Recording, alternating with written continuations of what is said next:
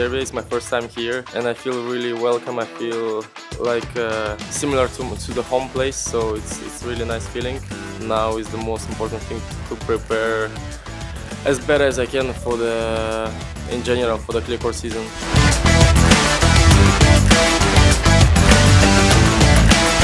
It's so important to start to play tournaments again, also to have daily practices with all the other top players. That's super important. I would like to reach final or to try to win. I think every player won this. This is normal.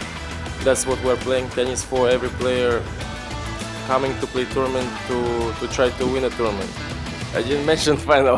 I say I would like to. It's two different things.